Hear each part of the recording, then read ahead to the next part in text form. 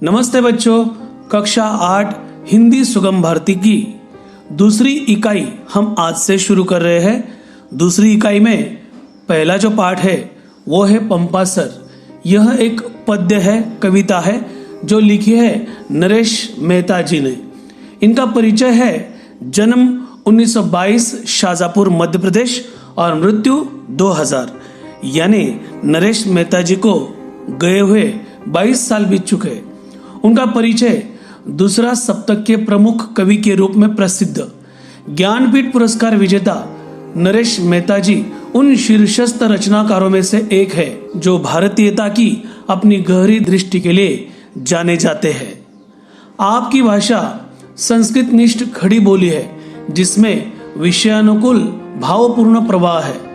आपकी प्रमुख कृतियां है कितना अकेला आकाश, यात्रा संस्मरण है, चैत्य अरण्य, आखिर समुद्र से तात्पर्य, उत्सवा, वन पाखी सुनो, प्रवाद पर्व आदि कविता संग्रह है। उत्तर कथा 2 भागों में है।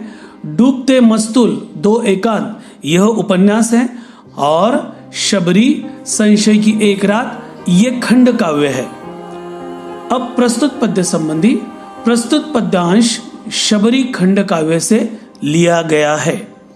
यहाँ पर कवि नरेश मेहता जी ने पंपा सरोवर के पास ऋषि मुनियों के आश्रम, बटुक जन के क्रियाकलाप, वहाँ के पशु पक्षी, प्रकृति सौंदर्य आदि का बड़ा ही मनोरम वर्णन किया है। बच्चों, आपको पता है शबरी माता जो रामायण में जिनका उल्लेख है, जो प्रभु श्री रामचंद्र की राह देख रही थी और जब प्रभु श्री रामचंद्र उन्हें मिलते हैं तो शबरी माता प्रभु रामचंद्र जी, लक्ष्मण और सीता माता को बड़ी ही प्यार से अपनी कुटिया में स्थान देती है और अपने झूठे बैर उन्हें खाने को देती है। अब बैर झूठे क्यों है? क्योंकि शबरी माता एक एक बैर को चख कर जो मीठे है उन्हें अलग करती है और जो खट्टे उन्हें फेंक देती है। तो इस तरह से मीठे बैरों को एकत्रित करके वह प्रभु श्री रामचंद्र जी को खाने को देती है। जब प्रभु उन बेरों को खाने लगते हैं तो लक्ष्मण अपने भाई से कहते हैं कि भैया ये तो झूठे बेर है, आप क्यों खा रहे हो? तो प्रभु श्री रामचंद्र जी उनको कहते हैं, देखो लक्ष्मण, शबरी हमारी माता समान है और माता जब हमें कुछ खाने को देती है तो उसका झूठा भी हो तो भी वह पवित्र होता है। तो इस तरह से यह शबरी माता के बारे में कथा प्रसिद्ध है। अब चलिए कविता पढ़ते हैं। पंपा सर। शाल और सागौन वनों को पार किया शबरी ने, शाल और सागौन वनों को पार किया शबरी ने, सुन रखा था नाम कभी पंपा सर का शबरी ने। पंपा सर में बड़े बड़े ऋषि मुनियों के है आश्रम, पंपा सर में बड़े बड़े ऋषि मुनियों के है आश्रम, ज्ञान व्यान तप आराधन के तीर्थ रूप है आश्रम। प्रातःकाल ही हुआ ही था, प्रातःकाल हुआ ही था, सब स्नान ध्यान में रत थे, यज्ञ आदि के लिए बटुक जन लकड़ी बीन रहे थे।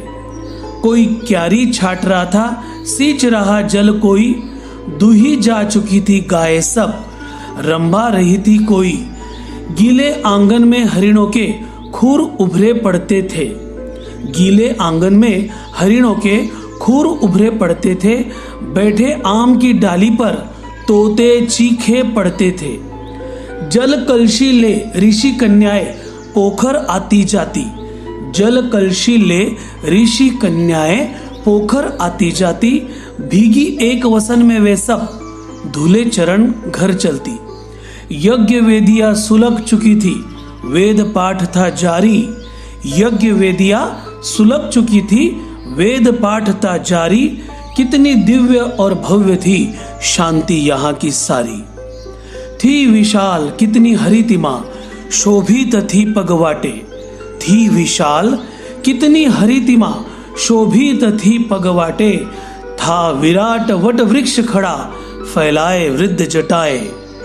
दूर किसी एकांत विजन में मुग्ध मयूरी तन्मय, दूर किसी एकांत विजन में मुग्ध मयूरी तन्मय, देख रही अपने प्रिय का रास नृत्य जो रसमय। हरि सिंगार चंपा कनेर कदली केला थे फूले। हर सिंगार चंपा कनेर कदली केला थे फूले, कमलों पर टूटे पड़ते थे भ्रमर सभी रस भूले, भ्रमर सभी रस भूले। बहुत ही सुंदर कविता है। यह एक कविता नहीं है, यह एक खंड काव्य है जो एक बहुत बड़ा ग्रंथ होता है और उस ग्रंथ को नरेश मेहता जी ने काव्य के रूप में लिखा है। तो शबरी खंड काव्य से पंपा सर यह कविता ली गई है। चलिए अब हर पंक्ति का अर्थ जान लेते हैं कि नरेश मेहता जी हमें क्या बता रहे हैं। सबसे पहले, शाल और सागौन वनों को पार किया शबरी ने। देखिए बच्चों, शाल और सागौन यह वृक्ष के प्रकार है। जंगल होते हैं, सागो के जंगल, शाल के जंगल, शाल वृक्ष, अशोक वृक्ष। तो इस प्रकार से शाल वृक्ष है और सागौन भी वृक्ष है। तो शाल और सागौन वनों को पार किया शबरी ने। शबरी ने इन वनों को पार किया, आगे आगे बढ़ रही थी और सुन रखा था नाम कभी पंपा सर का शबरी ने। शबरी ने सुना था कि पंपा सर में प्रभु श्री रामचंद्र जी रुके हुए हैं और उनसे मिलने के लिए शबरी वनों को पार करके आगे बढ़ रही थी। अब पंपा सर का वर्णन किया गया है। पंपा सर में बड़े बड़े ऋषि मुनियों के है आश्रम, ज्ञान व्यान तप आराधन के तीर्थ रूप है आश्रम। देखिए, यह जो पंपा सर सरोवर है, यह बहुत बड़ा सरोवर है जो उत्तर भारत में व्याप्त है और वहां पर सरोवर के इर्द गिर्द जो भी प्रदेश है, उस प्रदेश में बड़े बड़े ऋषि मुनियों के आश्रम है। और इन आश्रमों में कौन सा काम चलता है? तो ज्ञान व्यान, यानी कि ज्ञान का काम चलता है। ज्ञान दान करने का, तप करने का, आराधना करने का। तो ज्ञान व्यान तप आराधन के तीर्थ रूप है आश्रम। यानी आश्रम एक तीर्थ स्थल की तरह है। तीर्थ स्थल यानी जहां पर हम भगवान के दर्शन के लिए जाते, जो पवित्र स्थल होता है उसे तीर्थ स्थल कहते हैं, पवित्र स्थल। तो ऋषि मुनियों के जो आश्रम है वे भी तीर्थ स्थल के समान है, पवित्र स्थल है।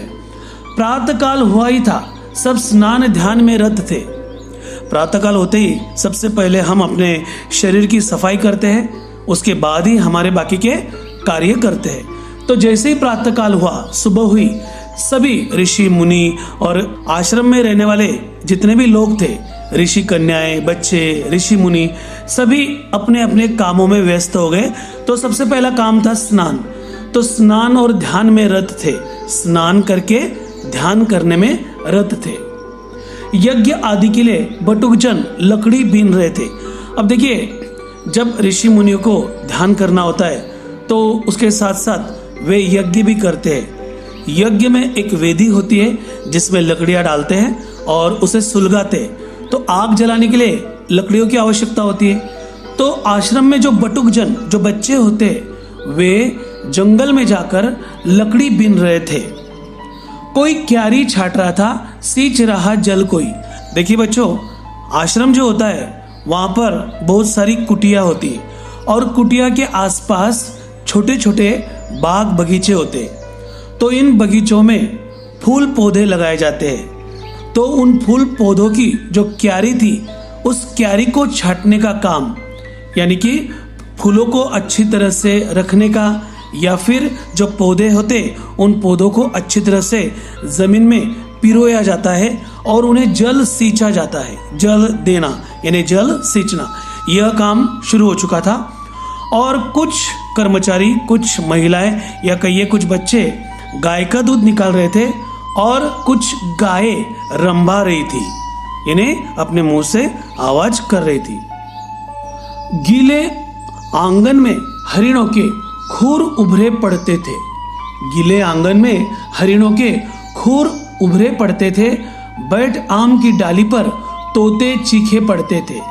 अब देखिए, आंगन में पानी की बौछार कर दी है और आंगन की मिट्टी थोड़ी सी गीली हो चुकी है। तो आश्रम के आजू बाजू में इर्द गिर्द कुछ हरिण भी रहते हैं। तो वे हरिण वहां से जब गुजरते हैं तो उनके खुर यानी उनके पैरों के निशान उस जमीन पर उभरे पड़े थे और आम की डाली पर कुछ तोते बैठे थे और जो चीख रहे थे। जल कलशी ले ऋषि कन्याएं पोखर आती जाती।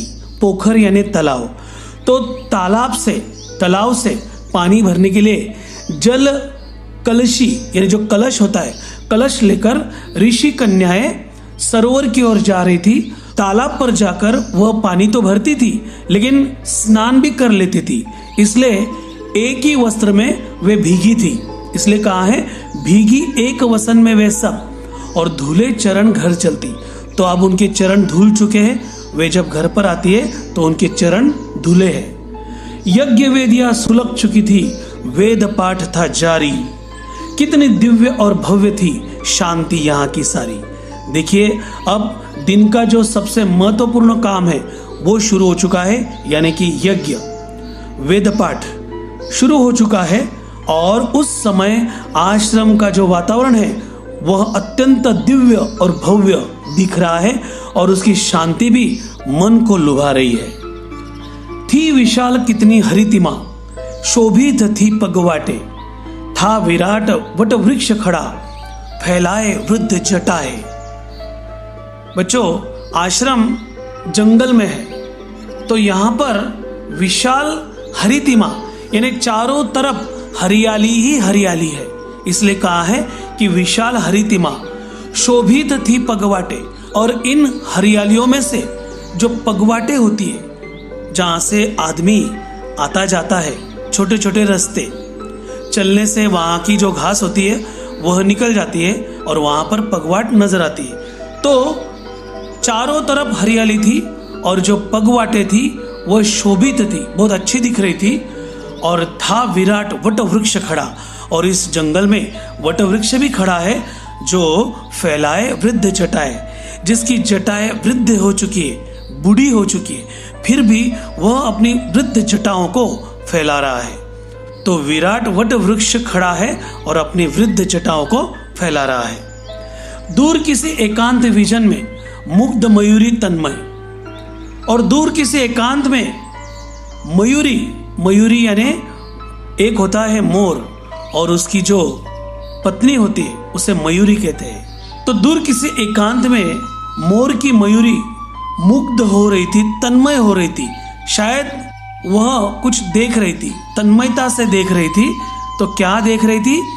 देख रही अपने प्रिय का रास नृत्य जो रसमय। उसका जो प्रियकर था, उसका जो पति था मोर, वह नाच रहा था, नृत्य कर रहा था। वह नृत्य इतना रसमय था कि मयूरी तन्मयता से मुग्ध होकर, एकाग्र चित्त होकर अपने मोर का नृत्य देख रही थी। और अंतिम पंक्ति है, हर सिंगार चंपा कनेर कदली केला थे फूले। ये सभी फूलों के नाम है। हर सिंगार, चंपा, कनेर, कदली और केला। केला यानी फल भी होता है लेकिन केला के फूल होते हैं। तो ये सभी फूल थे फूले। हर सिंगार चंपा कनेर कदली केला थे फूले। कमलों पर टूटे पड़ते थे भ्रमर सभी रस भूले, भ्रमर सभी रस भूले। और कमल के जो फूल थे उन पर जो भौरे होते हैं भ्रमर, वह भौरे बैठकर रस चूसने का अपना दैनंदिन कार्य कर रहे थे। तो इस प्रकार यह जो कविता है पंपा सर, इसमें ऋषि मुनियों का आश्रम, बटुक जन के क्रियाकलाप और यहाँ के पशु पक्षी, प्रकृति सौंदर्य आदि का बड़ा ही मनोरम वर्णन आदरणीय नरेश मेहता जी ने किया है। आप सभी फिर से इस कविता को पढ़ लीजिए और इस कविता के अंत में जो प्रश्न दिए गए हैं उनका सवाल हल कीजिए। धन्यवाद। जय हिंद। Bye bye. Take care.